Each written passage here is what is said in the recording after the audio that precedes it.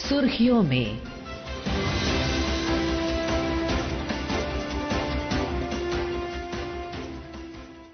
ये आकाशवाणी है। प्रस्तुत है कार्यक्रम सुर्खियों में। इसके अंतर्गत सुनिए अरावली पर्वतमाला के संरक्षण पर पर्यावरण, वन और जलवायु परिवर्तन मंत्री भूपेंद्र यादव के साथ आकाशवाणी संवाददाता कमल कुमार प्रजापति की विशेष बातचीत।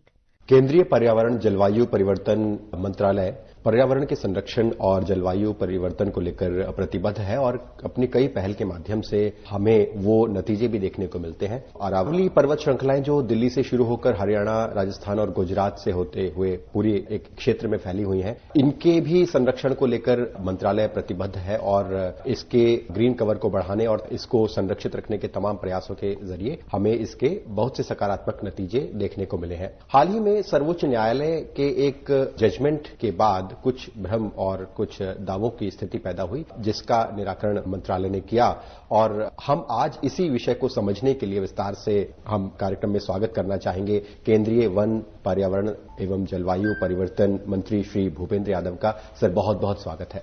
धन्यवाद जी। मंत्री जी, सबसे पहले हम हाल ही में जो सर्वोच्च न्यायालय का निर्णय है, इसकी सही परिभाषा और सही अर्थ को आपसे संक्षेप में समझना चाहेंगे। जो भ्रम और दावे हैं, उसकी जो स्थिति पैदा हुई है अरावली पर्वत श्रृंखला को लेकर, जो एक सर्वोच्च न्यायालय का जो एक निर्णय था, तो उसको किस तरह से हमें सही से और पुष्ट तरीके से समझना चाहिए?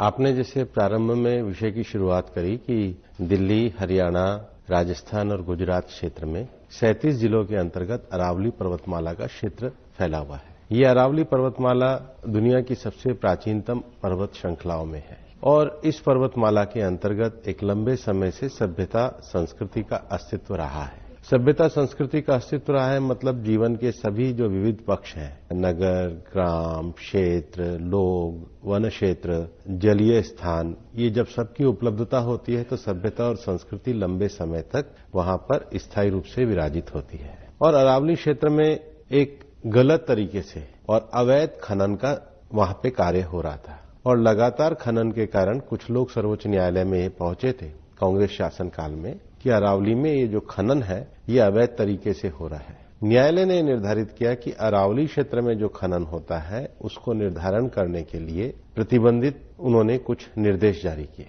और उन निर्देशों के अंतर्गत न्यायालय ने एक समिति का गठन किया जिसमें हमारे मंत्रालय के एक संस्थान forest survey of India, Bharat सरकार का जियोलॉजिकल सर्वे ऑफ इंडिया जिसको जो भूगर्भ की जानकारी रखते हैं, और न्यायालय की एक समिति है सेंटर ऑफ गवर्नमेंट कमेटी, और चारों राज्यों की एक समिति का गठन किया। समिति को यह भी कहा गया कि प्रतिबंधित क्षेत्रों के साथ साथ आप ये भी तय करिए कि अरावली पर्वत और अरावली पर्वत श्रृंखला क्या होगी जी। तो अगर सिंगल पर्वत उन्होंने कहा कि 100 मीटर की हाइट और पर्वत श्रृंखला कहा कि एक पर्वत से दूसरे पर्वत के बीच में जो आधा किलोमीटर का क्षेत्र है उसमें जो भी भू आकृति की संरचना है वो सब पर्वत श्रृंखला मानी जाएगी। तो ये जो पर्वत श्रृंखला है ये कंटिन्यूटी में है, तो कंटिन्यूटी में उसके अंदर आधा किलोमीटर मतलब सारी जमीन पर्वत श्रृंखला मानी जाएगी। तो पर्वत कहाँ होगा?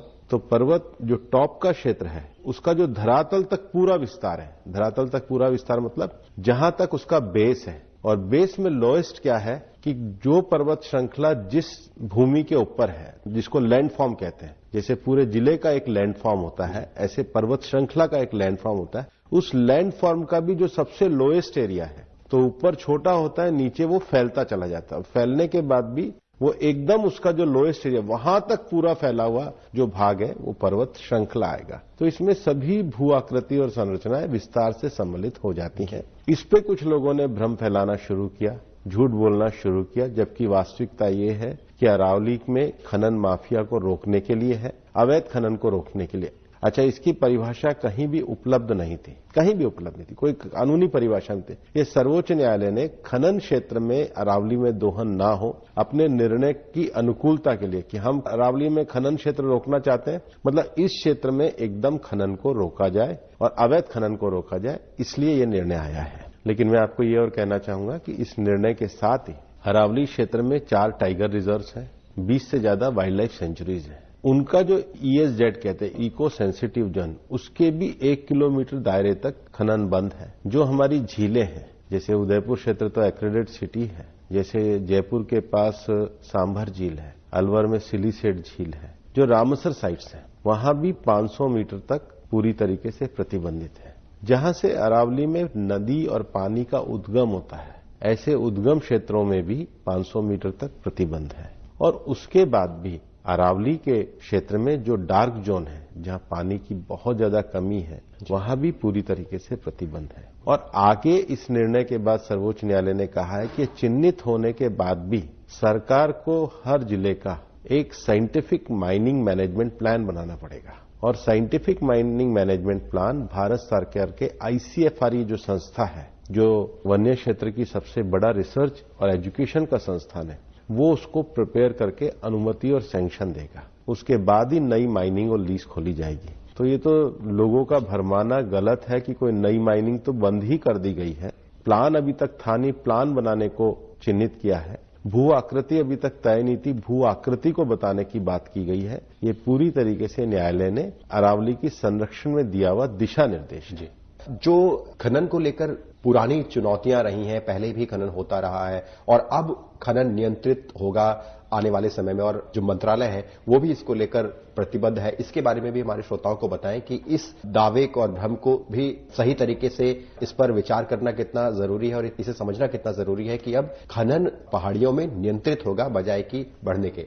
देखो, हम जो एक बड़ा विषय है कि जो भी विकास की हम अवधारणा करते हैं वो सस्टेनेबिलिटी के आधार पर होना चाहिए। कि आज जो हमारे पास धरती में खनिज है वो तो सीमित है। तो सर्वोच्च न्यायालय ने कहा है कि आप कोई भी खनन माइंस देंगे तो सस्टेनेबिलिटी का निर्धारण होगा। दूसरा, अरावली क्षेत्र में देश की आवश्यकता के हिसाब से कहीं पर स्ट्रेटेजिक क्रिटिकल मिनरल है, यूरेनियम से लेकर के तांबा तो मिलता ही है। तो इसके बारे में भी एक्स्ट्रा ऑर्डिनरी सर्कमस्टांसेस पे एक्सप्लेनेशन करना होगा। तीसरा, हम जो देख रहे हैं और कई तरह के सोशल मीडिया में भी देखते हैं कि अरावली की खदानें खुद ही पड़ी हैं, लेकिन आप धरती माता से खनिज तो निकाल रहे हो, लेकिन धरती माता का वापस रेस्टोरेशन के लिए क्या कर रहे हो? तो इसमें किसी को भी अगर माइनिंग मिलेगी तो पहले उसको अपना रेस्टोरेशन प्लान देना होगा कि भाई आप अपने लाभ के लिए आपने खनिज निकाल लिए, बाद में इसको आपको वापस रेस्टोर करके देना होगा, तभी आपका ये कार्य पूरा माना जाएगा। तो मुझे लगता है कि ये पर्यावरण के अनुकूल और जो फ्यूचरिस्टिक सस्टेनेबिलिटी की बात करते हैं उसके अनुकूल ही ये निर्णय आया है। और कांग्रेस तो झूठ और भ्रम इसमें फैलाने की कोशिश कर रही है। वास्तविकता तो ये है कि अरावली में जो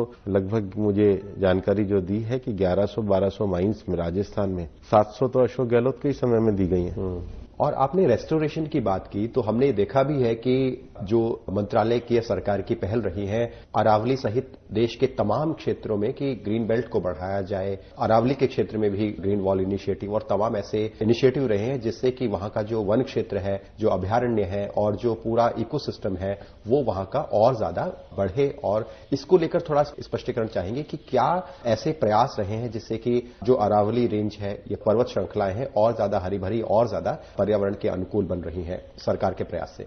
पहला तो न्यायालय ने ही अपने निर्णय में कहा है कि केंद्र सरकार द्वारा जो ग्रीन अरावली इनिशिएटिव चलाया जा रहा है ये एक सराहनीय प्रयास है। मैं आपकी जानकारी में देना चाहूंगा कि इस वर्ष गर्मियों में ही मैंने उदयपुर में चारों राज्यों के आने वाले 37 जिलों के डीएफओ के साथ मीटिंग भी करी थी। हमारी एक कार्यशाला आयोजित हुई थी और हमने ये कहा था कि जो डिग्रेडेड अरावली का जो एरिया है, जो किसी भी कारण से क्षतिग्रस्त हो गया है, उसको वापस से हरा किया जाए। और इसके लिए हमने 40,000 डिग्रेडेड लैंड को ग्रीन करने का इस साल इनिशिएटिव उठाया था। और 37 के 36 जिलों में हमने अरावली नर्सरी करके कहा था, ताकि जो लोग भी अगर आप यहाँ वृक्षारोपण करना चाहते हैं तो पहले तो उनको अच्छी क्वालिटी की नर्सरी की उपलब्धता हो। और फिर जो अरावली के देसी पेड़ हैं, जैसे हम अरावली के हमारे क्षेत्र में गूलर पाया जाता है, ढाक पाया जाता है, बेहड़ा पाया जाता है, बेर पाया जाता है, आंवला पाया जाता है, पीपल पाया जाता है, बड़ पाया जाता है, नीम पाया जाता है। ये जो हमारी लोकल पेड़ है, पेड़ के साथ हमारे यहाँ कई तरह की घास भी पाई जाती है जो अरावली के क्षेत्र में पशुओं की चराई के लिए भी हो रहती है। तो जो लगभग 20 से ज्यादा हमारी घास ये और इनके किस्मों के प्रकार की, धरती पे केवल पेड़ नहीं होते, पूरा इकोलॉजी सिस्टम होता है। तो इस इकोलॉजी सिस्टम के लिए ही ग्रीन अरावली वॉल जो है प्रोग्राम शुरू किया, क्योंकि हमें पता है कि राजस्थान में अरावली पर्वत श्रृंखलाएं इसके लिए बहुत बड़ा कार्य करती है। हमने हर जिले में नगर वन योजना के प्रस्ताव को भी स्वीकार किया। कैंपाक में भी हमने राशि का वितरण किया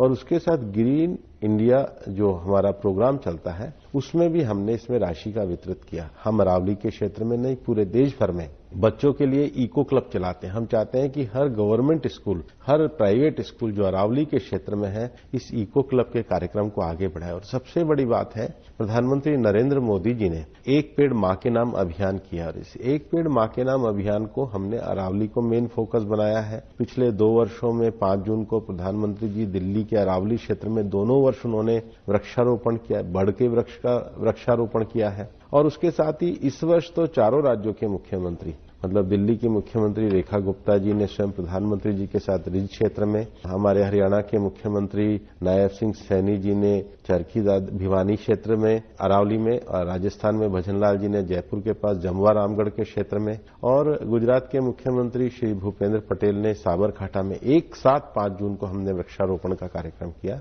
अरावली में वृक्षारोपण के साथ, जैसे मैंने कहा, उसकी जो इकोलॉजी है कि अरावली में मैंने आपको टाइगर रिजर्व बताए, अरावली में मैंने आपको वाइल्ड लाइफ सेंचुरी बताई, तो वहां का जो इकोलॉजी सिस्टम है और जो हमारे वन्य जाति के पशु हैं उनके संरक्षण के लिए हम पूरी तरीके से कार्य कर रहे हैं और वाटर बॉडी के रेस्टोरेशन के लिए भी काम कर रहे हैं। बल्कि जिन वाइल्ड लाइफ सेंचुरीज में वाटर बॉडी के लिए व्यवस्था हो सकती है उसको भी बनाने का कार्य हम लोग कर रहे हैं।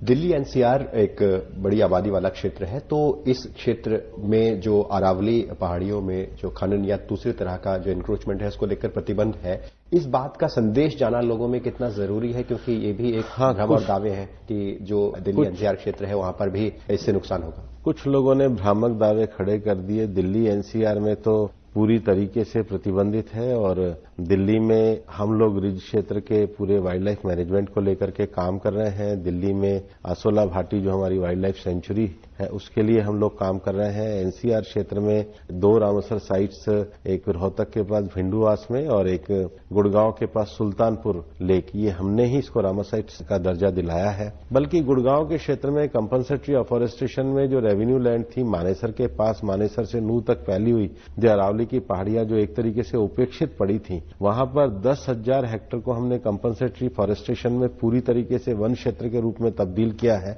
और सरकार की जो एक और अच्छी योजना है जिसको हम ग्रीन क्रेडिट कहते हैं कि कोई भी कंपनी या कोई भी वर्ग अगर किसी डिग्रेडेड फॉरेस्ट एरिया को वहां के वाइल्ड लाइफ फॉरेस्ट मैनेजमेंट के अनुसार अगर ग्रीन करता है तो 3 साल में अगर उस क्षेत्र की कॉनोपी जो उसका हरित आवरण है वो अगर 40% होती है तो सरकार उसको ग्रीन क्रेडिट प्रदान करती है। जो उच्च स्तरीय समिति की कई सिफारिशें रिपोर्ट है उसको समझना कितना जरूरी है, जो अरावली रेंज के बारे में सकारात्मक हमारे सामने एक नजरिया पेश कर रही हैं और जो दिल्ली, हरियाणा, गुजरात, राजस्थान ये 4 राज्य हैं इनके साथ मिलकर तालमेल के साथ काम कर रही हैं।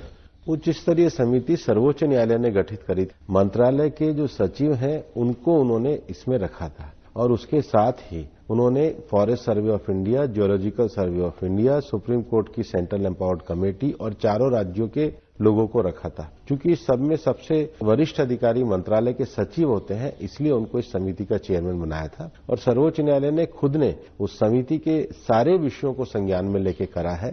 समिति ने अनेक प्रकार के विषय रखे थे जो विषय सर्वोच्च न्यायालय को अरावली में इलीगल माइनिंग रोकने की दृष्टि से अच्छे लगे। उन्होंने निर्देश जारी किए और सारे निर्देशों को उन्होंने अपने जजमेंट के पैराग्राफ 50 में, जो मैंने आपको पूर्व में बताए हैं, निर्देशित किया है। आंकड़ों को लेकर भी आप कुछ कहना चाहेंगे? कई भ्रामक आंकड़े मैंने ये पहले कहा है कि 1,43,000 किलोमीटर में 0.19% ही अरावली में होता है। अब कोई लोग इसका कैलकुलेशन कर रहे हैं, लेकिन जो कैलकुलेशन कर रहे हैं उन्हीं के टाइम में तो सबसे ज्यादा माइनिंग दी गई है। या तो वो अपनी माइनिंग के बारे में कहें और उन्हीं के टाइम में इलीगल माइनिंग हुई है, उसी समय तो पिटीशन फाइल हुई है। ऐसे भ्रामक आंकड़ों में जनता नहीं आ रही है, उनका झूठ लगातार फेल हो रहा है और सर्वोच्च न्यायालय का निर्णय अभी भी सर्वोच्च न्यायालय में ओपन है। तो अनावश्यक एक न्यायालय के निर्णय को अपना राजनीतिक हथियार बना रहे हैं जो उचित नहीं है। बहुत धन्यवाद सर, हमसे विस्तार से बातचीत करने के लिए। Thank you.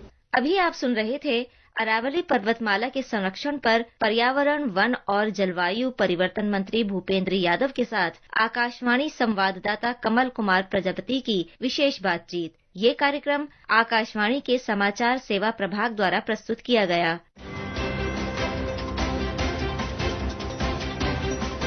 सुर्खियों में